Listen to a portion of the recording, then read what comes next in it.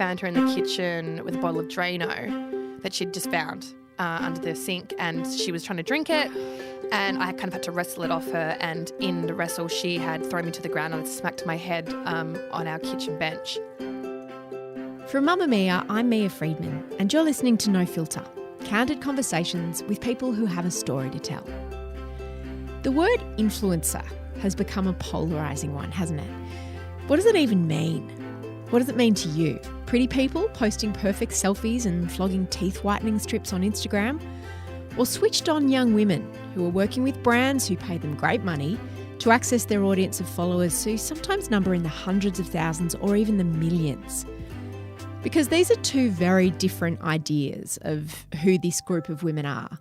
Predominantly they're young women and they have huge commercial clout.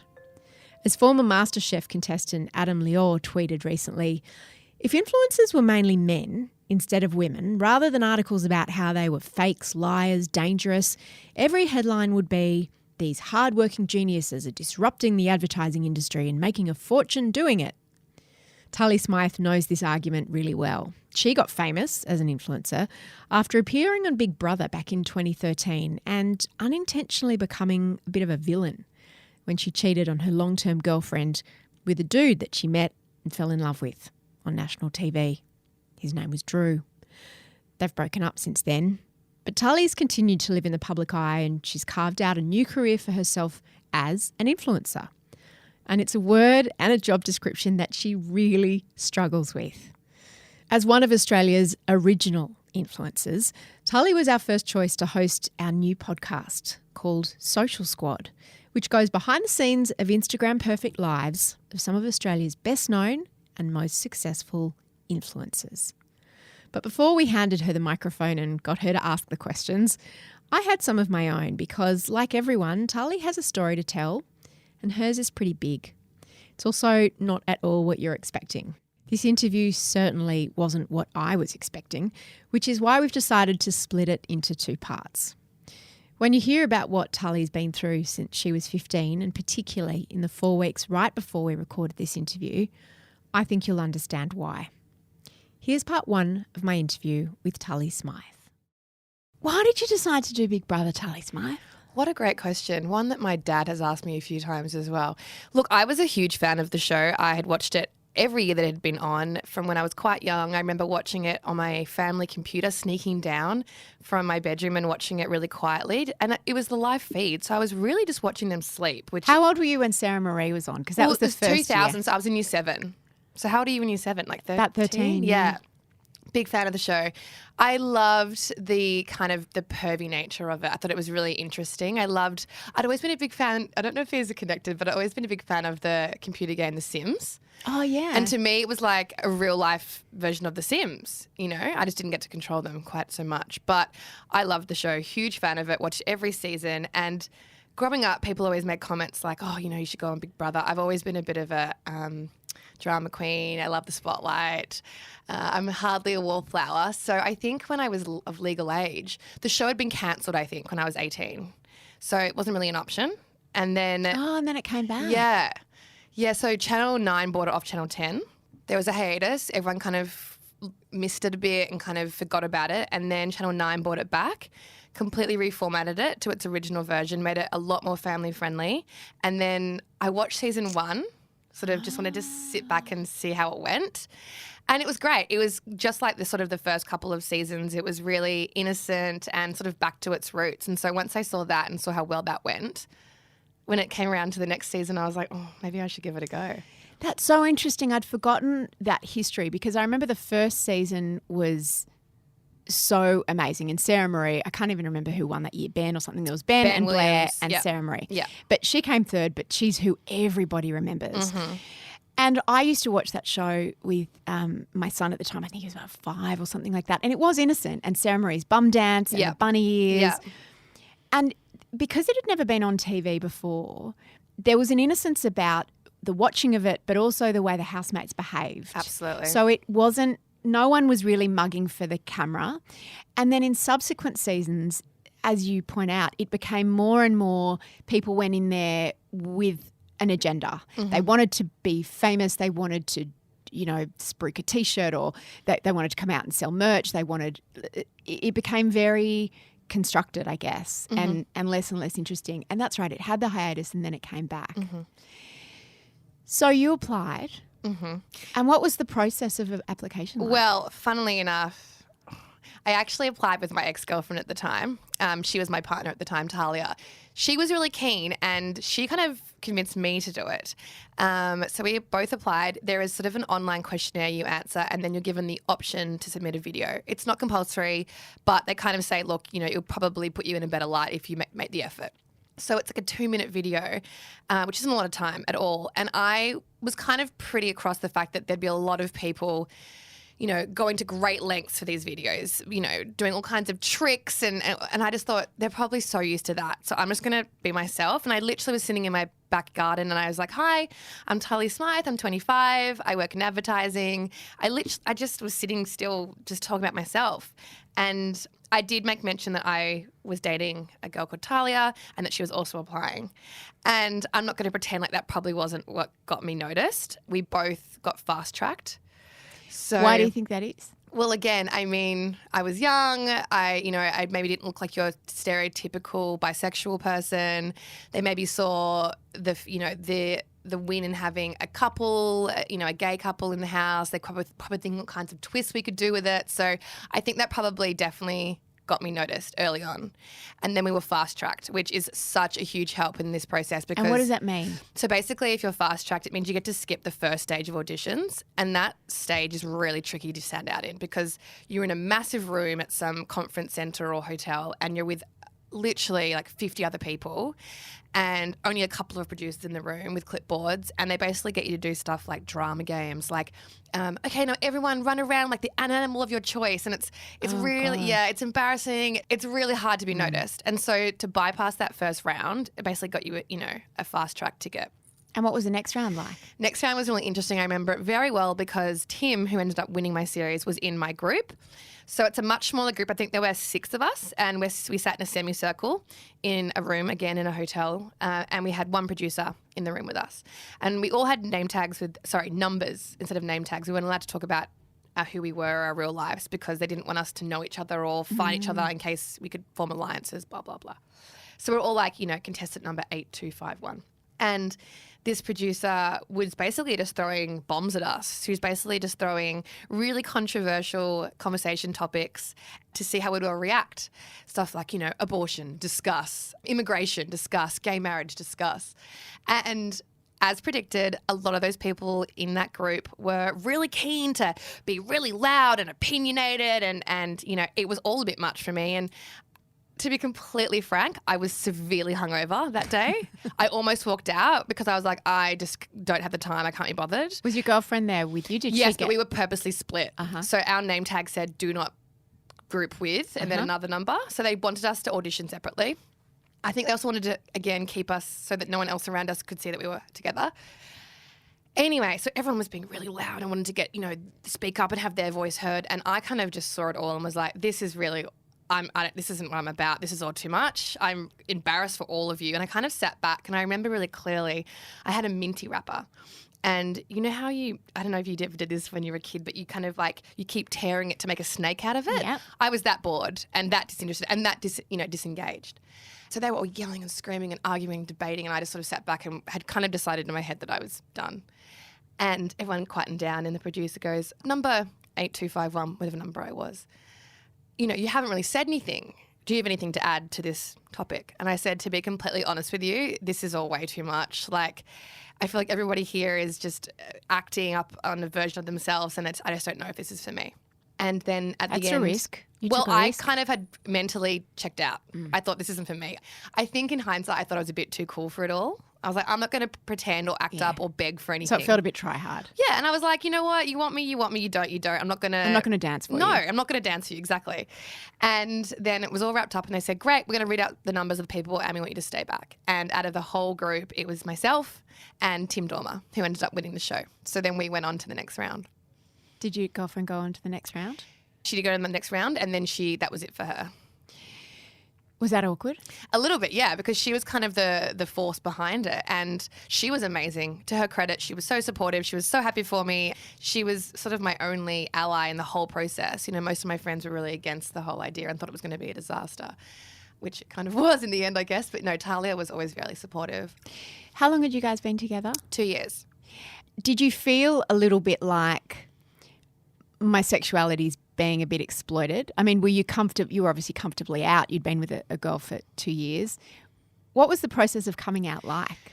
Well, I was really lucky with that. I didn't have to come out per se. I kind of first realised I was maybe into girls when I was about 16. Although in hindsight, I remember having a best friend in kindergarten who I remember being on the trampoline and thinking, do I like this girl too much? At 5.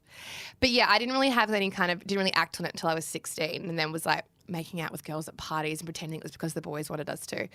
That was kind of cool back then, Yeah, wasn't it? you know, you'd be like, if we make out, will you buy us a cruiser? But yeah, I had my first girlfriend my first year at uni, and that we were together for 2 years. But I didn't really have to come out per se. It was funny because my first girlfriend, she had been out for many years, and she had just shaved her head for Shave for a Cure to raise money for cancer.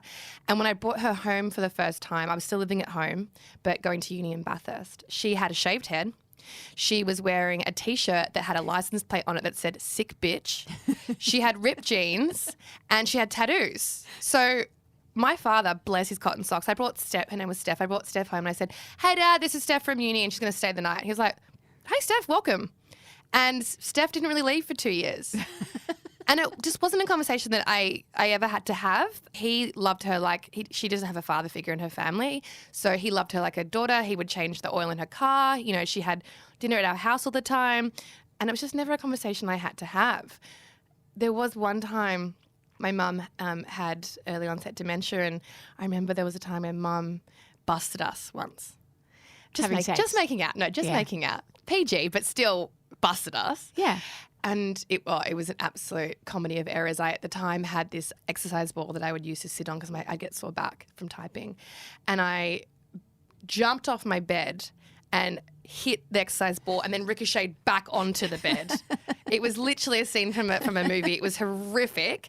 Mum shut the door and said, "Oops, sorry," and shut the door. And me and my girlfriend just sat there being like, well, that's it. We can never leave this bedroom. Like, we're just going to have to die in here. Like, Steph was like, "I'm never leaving here. You're going to have to bury me under your bed. Like, I cannot face your mother. I don't want to go out there. I'm staying here." But by the time we'd gotten the balls to leave, Mum, bless her, had forgotten what she'd seen. So I never had to really come out. The first time it was even mentioned was when Steph broke up with me and absolutely shattered my heart. And Dad said to me, you know, I'd been walking around the house like an absolute zombie, hadn't been eating, hadn't been talking. And Dad said to me, pulled me in for a big hug, and he said, "I know it hurts, Pumpkin, but it will get easier, and you will love again." And that's kind of the first time we'd even referenced it.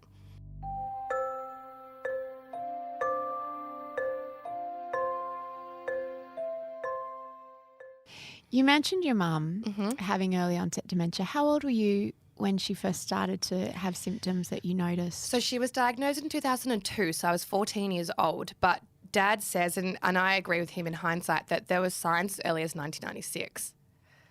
Wow. Yeah. So 6 years earlier when you were just a kid. Yeah. What were the signs?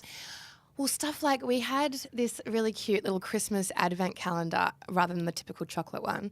And Mum would write little clues for the three of us, and they were sort of a treasure hunt. You'd get the first clue, you'd find out where that spot is, you get the second clue. And I remember one Christmas we went to do it and the clues weren't making sense. We'd go to the spot where the clue was pointing us to, but there wasn't another clue there. And that's kind of one of the early things I remember. And other stuff like losing the car. It was, you know, constantly we were having to call Dad from the shopping centre and say, "Can you come and help us look for the car?" Stuff like watching movie trailers and thinking that she'd seen the movie.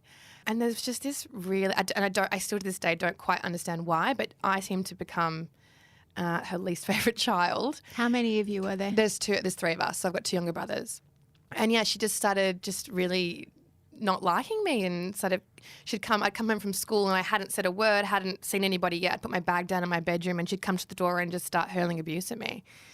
Calling me an ungrateful cow and just words that she'd never used before. And you know, Dad would have to come in afterwards and say, you know, don't pumpkin, you know, remember it's the disease, blah, blah, blah. But try telling a 14-year-old it's stuff that still sort of stays That must with have me. been devastating. Yeah, it was. It is, yeah. When she was diagnosed, was she still at the point where she was aware? No. So Alzheimer's or dementia was initially something she was tested for, and the initial scans didn't pick up the plaque growing on her brain, which is what dementia is. It's plaque growing on the brain. It can be hard to pick up, obviously. You know, it's like picking up plaque on teeth. How old was she? Again, the dates, we were protected a lot from it. This is stuff that I've pieced together in hindsight. I remember her constantly being at the doctors. She was being tested for sleep apnea. She was being tested for a brain tumour, obviously very similar symptoms. So she knew there was something wrong. Your dad knew there was something She wrong. had to quit her, you know, she was working for herself and she had to resign because she was becoming a liability. She was sending multiple emails. She was dropping the ball at work, so she had to resign. That must have been so scary and disconcerting for her. Especially, I think, for someone like my mum who was, you know, the Jill of all trades. She was the original girl boss. She worked full-time, always had done. She had 3 children, adult children or teenage children. You know, she was doing it all. And so to be so on top of it and the one that was, you know, was in control of everything and then to slowly lose that, it would have been terrifying. What was her job? What was her business? She worked in recruiting, so she was a recruiter. She started off working in advertising and worked her way up in the ranks there, but she was working in recruiting when she got sick. So she was a real people person. Yeah, and she was used to being the one that had it all together, and she all of a sudden wasn't having it all together. So you say that she wasn't aware by the time she was diagnosed. She was pretty loopy. Like, she was still talking. She still knew who we were. She'd still, you know, I love you, and we could have conversations, but she was just loopy is the best word I can describe it. She wasn't herself. She wasn't my mum. She'd, you know, you'd bring a friend home from school and she'd do really inappropriate things that she didn't realize were inappropriate. Like, at the time I was probably 16, 17, and she'd like pat them on the bottom and like just stuff that I'd be like, Mum, don't touch, what are you doing? And I remember I brought a friend home from school one day and she was like, come over, you know, she pulled my friend over and she said, come over here. I want to talk you through my magnets. And she wanted to talk my poor friend through each of her fridge magnets. So she was still talking, but she wasn't there. And so by the time we got the diagnosis of early onset dementia, Dad wasn't even sure whether we should tell her. Were there funny moments? I mean, there are stuff that you have to laugh at, you know, like as I said before, being busted and then getting away with it scot-free. That was pretty great. Yeah. There were funny moments for sure, but there were, I think those don't really stand out. They're not the ones you remember. You remember the really, really graphic stuff. And there was some really graphic moments that have literally scarred me. How do you compartmentalize like the logical part of knowing this is just the disease with the little girl who's like, this is my mum and she's shouting at me, or I'm having to take care of her? How do you reconcile those two things? I don't think I did that very well ever. I remember constantly Dad, because also, God, when you're 15, 16 years old, you would know, like I turn into a real, you smack bang middle of puberty. Teenage girls are complex. They're the worst. We are the worst. And very self-absorbed. And I needed help. You know, I was a late bloomer. I didn't have my, there was so many things I needed to ask, and I didn't have anyone to ask. And so I was angry at the world anyway. You know, I was already pissed off with everybody. To then have that on top, it just felt all so unfair. And I think a lot of the times I would get into arguments with Mum when I should have just let it go. I should have just gone, you know what? Leave it be. No good can come from this. But I was angry and I was, I was pissed off and I was frustrated. And I just remember constantly Dad having to pull me aside and say, it's not her, it's the disease. It's not her, it's the disease. But looking back and, trying to think of fond memories, I don't have many. The memories I have are of her screaming at me or us getting into arguments. And so that sucks because it's completely tainted my memories of my mum. And again, I'm the eldest. So you can imagine my youngest brother. And little boys and their mums, like that's a deep bond as well. Must have been heartbreaking. Did you take on a mother role with them? Yeah, absolutely. I think that's something else that I've only realised in the past couple of years has affected all of us, is that all of our roles changed. And I didn't realise that at the time. It's only been now as an adult looking back, and even as our roles, as they stand today, they're so messed up. Dad became Mum's carer and we basically lost Dad. See you later. He was an amazing father and he was there for us whenever we needed him, but his priority was Mum. So Dad was mum's carer, and then I kind of had to be like I tried to be the maternal person in my brothers' lives. It was tough. They're not a family of talkers. I'm the only one that seems to want to talk about anything. And I was having to help Dad because Dad had never made a school lunch. He didn't know anyone's birthdays. He didn't even know which bank we were with. Or the mental load of running a household. And Mum wasn't able to talk him through it or had to do a handover because she was already gone. So it was quite rapid. It is. Unfortunately, with early onset, it also not only does it hit earlier, the decline is far more rapid as well. Was it a matter of months or over a year? Or? Yeah, I remember she was talking, albeit bananas, loopy stuff. And I, at the time, was at uni in Bathurst, and I was coming home on weekends to spend time with her. And she was talking, and I left for the week. I said, "Bye, Mum. I love you. I'll see you next weekend." And I came up the following weekend, and she'd stopped talking, just like that. She's like she'd just forgotten how to. Oh wow. There were still a few words that she would lock onto and repeat in like a psychosis, which were in itself really awful moments. She'd get into this psychosis where it was usually in the middle of the night as well, which was disrupting for everybody. My dad slept on the couch for 8 years. That's how long it went on for. Yeah, well, at the home, yeah. Dad was really wanted to care for her as long as he could. Again, hindsight is 20/20, but that was probably to our detriment. But she would just repeat horrible, horrible, horrible, horrible, just over and over and over again. And she looked really terrified. She looked terrified. It was terrifying to watch. But yeah, she stopped talking over a week. So it was happening that quickly. How did the family decide it was time for her not to live at home anymore? We didn't. I don't know if you've had a moment with your parents where it's this, and you remember it. If you've had the moment, you remember it. But it's this moment where you kind of realise something happens and you look at them and you think, holy crap, you are not this superhuman, can do no wrong person. You're just a human. And it was I was like, oh, what the fuck? You don't know what you're doing either. It's just you and me now. And it felt like that. It was just him and I not knowing what the hell to do. And How old were you by this stage? I was at uni, first year uni. And I remember looking at him and I remember thinking, you don't know what the fuck you're doing. Yeah. So how the hell am I going to know what to do about this? And bless him, he's old school and he loves her, and loved her. And he wanted to keep her at home. She was his wife and he wanted to care for her. But he didn't have the skills. He refused. There's help available, respite nurse and stuff like that. He didn't want any help. He wouldn't reach out to any family members. He did it all by himself. And it actually got to the point where basically you have to have the aged care assessment team come out, assess the person who's suffering from dementia, and then basically decide what kind of care they'll need. And with early onset, what happens is because they're basically pretty healthy physically, it's hard to find a place that can have them because they need one-on-one care. You can't just pop her down at a table with a Scrabble board and hope for the best. She's going to go walkabout.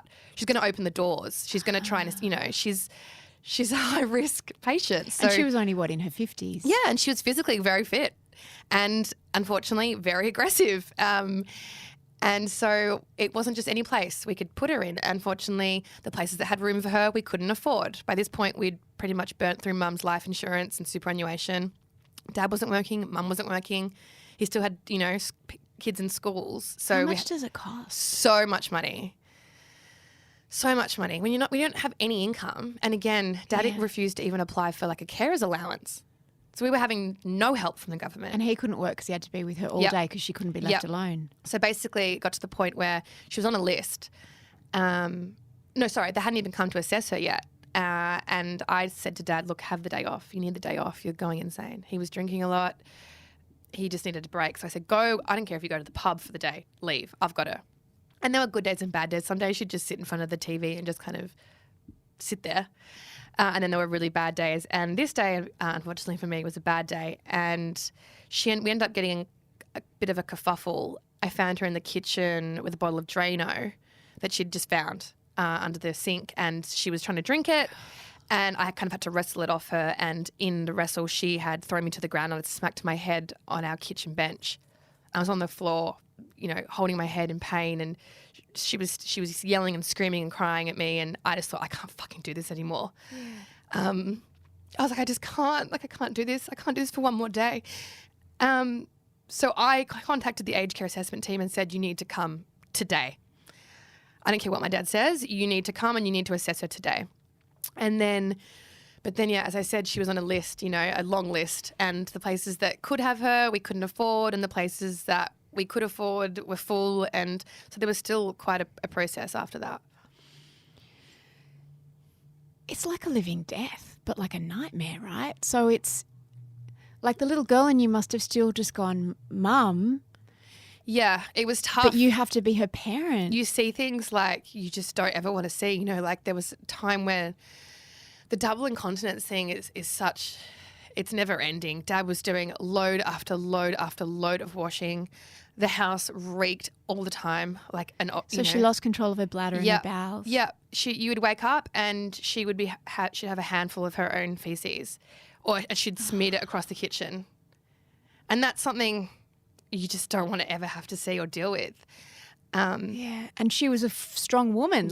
It wasn't like a little toddler or no. And and just thinking about how confused she must be feeling. She's obviously had an accident, and she doesn't. She probably feels embarrassed. She doesn't know what's going on, and she's trying to. It was just a really. It was every morning you'd wake up and you'd think, what am I going to face today? Oh, honey, I'm so sorry. That just sounds horrific. It was. It was really horrific. Where did you eventually find care for her? So this is another, it was never easy. So eventually we got the call. I was away at uni and Dad got the call and said, look, there's a bed's opened up. It's a place nearby. Because over the years she was at various different facilities and they weren't always close. Sometimes they were an hour away, which isn't great for anybody. But he got the call and said, look, there's a bed, and he's just gone, yep, we'll take it. And he's packed up, given her a bag, which I can't even imagine what that would have been like for him, and taken her to the care home and made sure she settled, and then come home and he's called me at uni. And I remember picking up and he started off, hi Pumpkin, how's your day been? Very casual, small talk. And then he dropped, your mum went into care today. And I said, I was like, so what? He said, yeah, she's gone into care. We got the phone call today and she's gone to this, mentioned the place. And I completely fucking lost it. I was like, how could you? Why wouldn't you have called me? I would have come home. I was like, you should have told me. You should have called me. I was like, you've just robbed this from me. I should have been there. The thought of going home and her not ever being there again was just something I didn't want to think about or face. And he'd taken that from me. And I was so angry that I didn't go home for a month. I just didn't. I was partly angry at him for the way he'd handled it at the time, and obviously in hindsight and maturity, and he was just doing what he thought was best. He was just doing his best, and you don't always make the right decisions. Everyone was doing their best, totally. Right? But I was angry. I was so angry, and I also just did not want to go back there and not have her be there. So I stayed at my girlfriend's place for about 4 weeks, and eventually went home. And I'll never forget. I walked in, and Dad I gave him a hug, and he literally collapsed on me. Like I had to hold him, his whole body weight was on me, and he was sobbing, and I've never seen my dad cry, ever. Throughout all of this, he's never complained, never cried, never lost his brain, never lost his cool or his temper with her. And he just said, I've already lost her and I thought I'd lost you too. Oh, God. And I just said, no, I was just angry. I was just angry and hurt. But yeah, so from that moment onwards, she was in a care home. And that was it. It was like someone had died and all her stuff was left behind. But she was there. Yeah. And then even like the first visit to see her at the care home was traumatic. The whole thing was traumatic. I went to see her at the care home for the first time, took her some flowers thinking I'd brighten up her room. She always loved flowers. And I went to give them to her and she tried to take a bite out of them, which is one of those moments you have to laugh at because she thought everything was edible. But again, caught her on a bad day. She was having a bit of an episode and they had to restrain her and sedate her in front of me. So that was the first time I saw her in the care home. How many years ago was that? Oh, my goodness. By this point, I was probably third year uni. So 2007. So she was in the home for 12 years. Yeah. Yeah, she's been in the... It's funny because even some of my closest friends, and I guess maybe it's because I don't like talking or dwelling on it, but some of my closest friends would be like, oh, does she still recognise you? I'd be like, she hasn't recognised me since I was 18 years old. No, she doesn't recognise me. She doesn't even talk. Like, what do you... They just clearly have no idea how it works. And so I imagine the process of going to see her Oh, horrific. and like the guilt of not seeing her, but then the trauma of seeing her, and she doesn't even know that you're there anyway, so it's of no comfort to her. How did you manage that over the 12 years that she was in the home? You've really nailed it there, and I don't think it's something that I've struggled to describe it, because basically it takes so much to work yourself up to go, because it's the worst. You're heading towards such a shitty, so you have to. Initially, it was so traumatic that I couldn't go alone because I was such a mess after the visits that I couldn't drive home. But yeah, it's horrific. You go there, she every time looks worse and worse. She's surrounded. Sometimes it was just the other people there, because she was so young and she was surrounded by these much elderly people. And sometimes she'd come in and there'd be one, never forget this, an early on visit. There was this little old lady. And I opened the door and I was let in by the nurses, and she screamed at me. She's like, my son, have you seen my son? And she was grabbing at my hand and she was like, please, please, please, where is my son? And I just had to be like, I don't know, I'm sorry. And so it was just traumatic in every sense of the word. And yeah, as you said, you felt guilty when you weren't there. You felt guilty for not being there every day. You were sure the nurses were judging you and thinking, oh, when was she last in? Yeah. But then you'd sit down and once you'd get there, you'd be like, how long do I stay here for? Like, do I sit here for 20 minutes, an hour? She doesn't know I'm here. She's not talking to me. I can't do anything. And did she have her eyes open, or did she look at you? Yeah, so early on it was kind of nice because, I could paint her nails, or I could give her a hand massage, or we could take her for a walk around the garden. And that was kind of nice because you kind of had a feeling of, or my dad liked to go at lunchtime, so we would feed her lunch. So it felt like you were She couldn't feed herself. No. So you felt like you were doing kind of normal-ish things with her. But these last couple of years, when she became bedridden, it took a whole new level because she would just be in the bed. You can't really wheel the bed around. So it was, and every time you'd go, she was thinner and thinner and, less and less there. And it was hell. She was stuck in purgatory and we were right there with her. I met you a few days after she died. And I guess what everyone probably said to you was, is it a relief? Yeah. How was it when she died? It's funny. I have a couple, very few, but I have a couple of people I've met that are going through or have been through a similar experience. And for years, I thought I wanted her to go. I'm very pro-euthanasia, and I just wanted her to go. I hated seeing her that way. I knew she would be so angry, and I still feel so much guilt that I wasn't able to help her because I knew she'd look at herself and think, oh, she was always so immaculately dressed and had a perfect hair and perfect nails. And so every time I'd see her with grey hair and, I'd think, oh, I'm so sorry. And I'd have these really vivid, almost daydreams when I was with her, especially towards the end there, where I'd have these vivid, I sound like a serial killer, and maybe I would listen to too many true crime podcasts, but I'd have these visions of like suffocating her with the pillow she was sleeping on. I would never have done it, but I was just trying to think of like, I just wish I could help you escape. Yeah. And so I thought I wanted it to happen. And then the minute that it happens, you panic and you're like, no, please come back. And so there is definitely a sense of relief, but it still doesn't change the fact that I lost my mum, and despite the fact that I lost her in many ways, most ways, 23 years ago, there's definitely a shift. I definitely feel different. So whilst there was a relief, I thought that I'd be more prepared. I thought that I was ready for it. And I guess you're never really ready for something like that.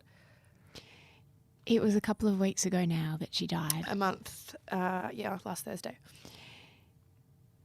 Did you know that it was imminent? No, and that's again seems silly because she's been sick for so long, and every time I'd seen her recently, there was just something different. She was just less and less present. Is the best way I can describe it. But we had gotten a phone call a weekend before, and Dad called me, and every time he's actually on emergency bypass. I don't know if you guys know that that's a thing, but you can select certain contacts on your phone that will bypass any kind of like silent mode, so basically I had him on that so that if something happened, I'd hear from him no matter what. And so he called, and I always panic when he calls, and I picked up. I was like, hi, is everything okay? He said, yeah, everything's fine. Just got a call from Mum's care home, and they found her choking. in her room. And I said, what do you mean choking? Like, she shouldn't be lying flat. Like, why is she choking? He's like, oh, I don't know. They've just found her choking, but she seems fine now. And they've given her some antibiotics. And again, I was like, antibiotics? What are they giving you antibiotics for? But the prognosis was that she was fine now, and they don't know what caused it, but she was fine. And then the following week, I was actually due to fly to Fiji for work, and Dad called again, and he said, look, your mum's taking a bit of a turn. And I said, okay, my life has been turns. By this point, she'd had several mini strokes. She'd, had a fall. She had pneumonia. There was this, that, and the other. And I was kind of like, thanks for the update. Anything else? And he said, yeah, look, they're kind of thinking this might be the end. And again, we were told this a year prior, and it hadn't happened. So I wasn't really so certain and wasn't really confident. And I said, well, how serious? Like, what are we talking here? How serious is it? Because she had a palliative care team around her at that point. I said, I'm supposed to go to Fiji tomorrow. So can we get some kind of more concrete facts on this? And he said, okay, I was going to have a meeting with them on Sunday, but we'll change the meeting. I was like, yes, can you do that for me? So that was at 10 a.m. And then by 2 p.m., Dad called and he said, we've all had a meeting. We're all in agreement. This is it. She hasn't eaten anything or drunk anything in 4 days. And we all just think that this is it. And he was kind of babbling on. And I said, Dad, should I cancel my trip to Fiji and fly home? And his response, I never forget it. He said, if you want to see your mum alive. Ooh. So that was Friday, and I flew up first thing Saturday, and then I had 3 days with her before she passed away. So, yes, it wasn't expected, which sounds silly because we've been expecting it for the last 23 years.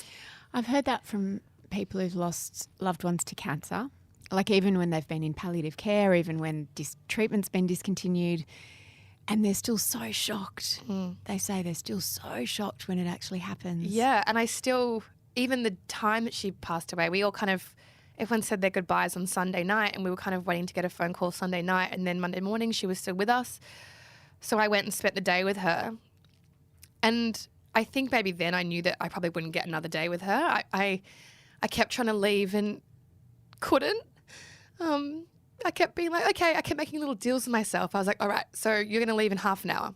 And then it would come to half an hour and I'd still be lying there with her. I was like, okay, leave in 10 minutes. Like, you've got stuff to be doing.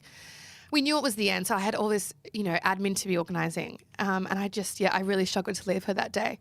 But I eventually left at 4. I left at 2 p.m. and she passed away at 4. Thank you for listening to No Filter. If you want to hear more of Tully's story, make sure you're subscribed to No Filter in your podcast app and tune back in to hear the second part of our chat. If you're subscribed, it will just pop up in your feed and you definitely won't miss it.